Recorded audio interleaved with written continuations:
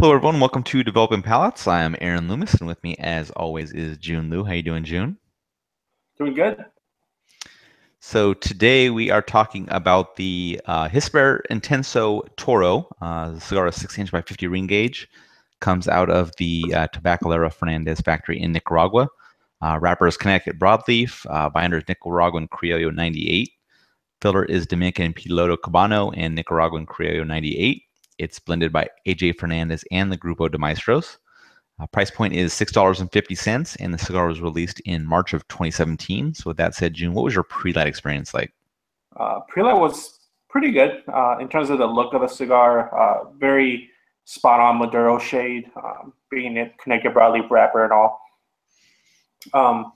Thick, rustic in appearance, veins well pressed, seems tight. Bunch of roll, felt really well done.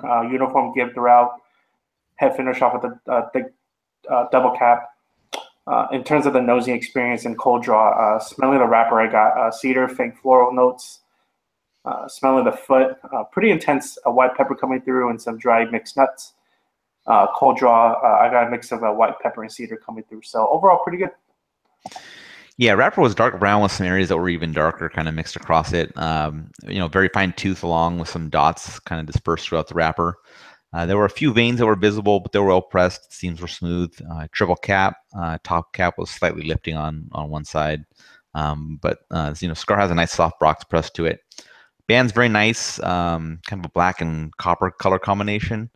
The aroma from the wrapper was a mix of light barnyard and white pepper, and the foot brought an intense crushed red pepper note with like a slightly sweet hay note in the background. And the pre-light draw was like a slightly sweet bready note, along with a little mild spiciness that I was getting on my lips. So getting into the flavor profile, what was your experience like? Starting from the first third, I thought just kind of upon initial light, the flavors are pretty generic. So nothing like that really pops. Everything just kind of like, status quo standard kind of like cigar flavors perhaps. So black pepper, bitter dark chocolate, a very like generic cream sweetness coming through, dirt and minerals. Retrohaling, it gave me a deeper sense of that cream sweetness, black pepper, mixed nuts.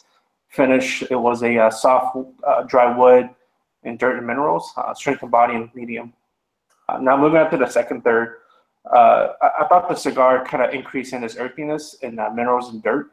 Other than that, really nothing, no changes. Still sit around that black pepper, generic cream sweetness, and that bitter dark chocolate note.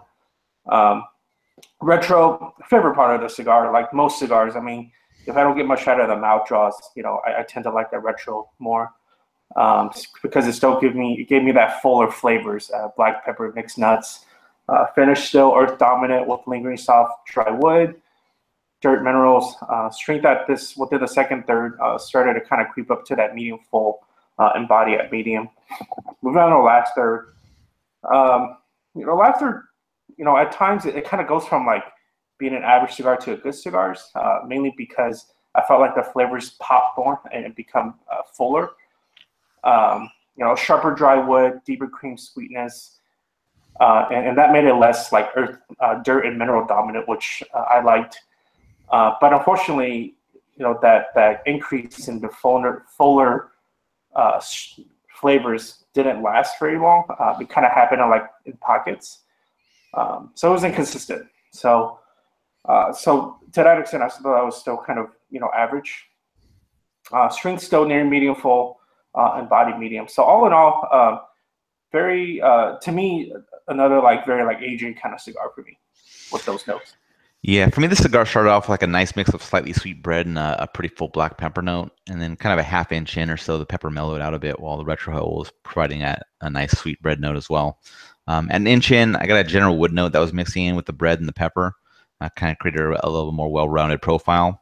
And the wood made its way in the retrohale and mixed out the bready note as well. And then as the third was coming to a close, the pepper continued to mellow out, creating a nice combination of the bread, wood, and pepper. And the strength in the first third was just slightly below medium for me. And then getting the second third, profile was losing some of the complexity. Wood note was kind of taking the front stage, and the bread note had moved into the back, and the pepper was really only present on the finish.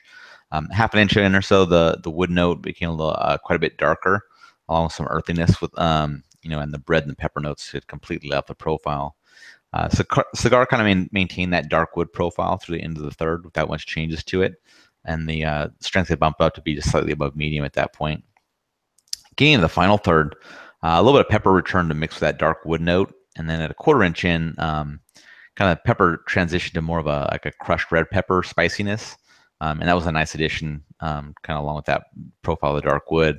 And then an inch in, that red pepper note decreased a bit while some bitterness joined in, and the cigar was starting to heat up at that point.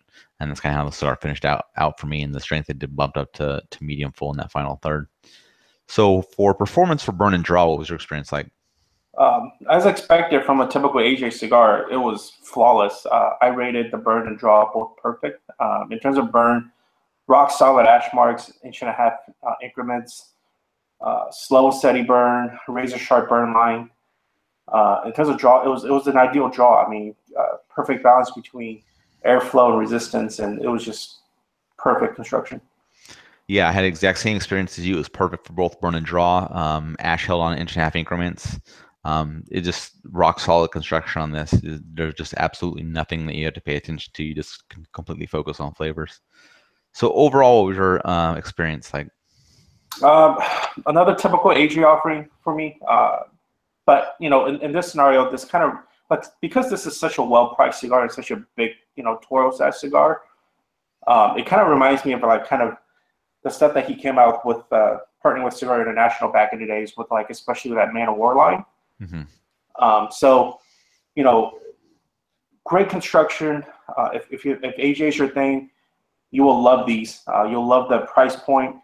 You'll love the, bang for the buck you're going to get out of this, being a Toro, and you're really going to like it. But for me, it wasn't, quite enough to kind of pull it all together. It was an average tasting profile. So really within that, with all that said, I thought it was an average experience. Yeah, I mean, this is a little known brand from the Altadas portfolio. So I was kind of interested in seeing what it was all about. First third was very good. With kind of an interesting mix of bread notes, pepper, and wood. Unfortunately, that the second third kind of transitioned to like a pretty standard flavor profile. Final third gained some like red pepper notes, but it wasn't really enough to move it up beyond the average profile. And like we talked about, construction on this thing is just perfect. So it's like nothing that you even have to worry about. And like you mentioned, the price. I mean, it doesn't factor into our scores, but at $650 for a Toro, I mean, that's hard to beat. And the value is here. So I mean, the way that this cigar transitioned, I call it a cigar aficionado cigar, because for me the first third was very good, and then the rest of it was kind of whatever. So it could score very well for cigar aficionado because they only smoke an inch or an inch and a half into the cigar, and then they toss it. So, Yeah. but if other samples could like keep that first third going for longer, I'd be very interested in this cigar because that price point is just amazing. So I scored the first third very good. So I thought it was good. So, but I mean, like you said, if you're an AJ fan, this is going to be right up your alley. If you're a budget cigar smoker, this will probably be right up your alley. If you're okay, with strength on the fuller end. So I mean, I think it's worth checking out for people. I mean, it's not going to break the bank to just try it. So it's not going to hurt anything. So getting the scores, I gave it a 6.45. You gave it a 5.75. How do you think that matches up with your experience? If it would have been such a perfect construction, it would have been right at 5. So, given flavors, average. So straight 5, which is average for us. The 0.75, bump that's completely contributed to the perfect construction. Yep. Yeah, mine's bumped up because I gave the first third very good, and then second and final third were average. So, whatever they were doing in the first third, if they could have just kept going through the rest of the cigar, they would have had a big winner for me. But unfortunately, that isn't how it shook out. So that's kind of that's really the big bump. We scored it identical except for the first third. So that's the difference between a 5.75 and a 6.45. So any other final thoughts on this cigar? Not perhaps this cigar, but I was thinking about like smoking Connecticut broadleaves, right? Like there's such an increase of broadleaf within the last few years. And it seems like that trend will not die. So broadleaf is really interesting, man. Like because it's such a heavy leaf and heavy tasting profile, I find very few broadleafs that will have my attention span the entire way through smoking a cigar. Right. Usually, like in the beginning, I'm like, oh, this is tasty, and then all of a sudden, like whether it be my palate being shot or I don't know, like I got used to the heaviness and it's just heavy and not much flavor. Right. But this is an example of one that just essentially didn't really pick up. I could really think of like, man, like the only person that probably makes consistently good broadleaf is probably Steve Saka and some of like Drew Estate offerings that are legal line. So, but I think other than that, like, you'd have to include Nick Melillo in there. yeah, for sure. Yeah, Nick too. Yeah. So yeah, I thought that was the thing. Interesting about this cigar was I got a really intense kind of red pepper note when I was on the pre-light from the wrapper, and if I was hoping that I was going to get that in the actual cigar, but I didn't get it until a little pocket in the final third. So I thought that was kind of interesting that it was so prevalent kind of on the wrapper aroma, and it just didn't really translate to the smoky profile. But it is what it is.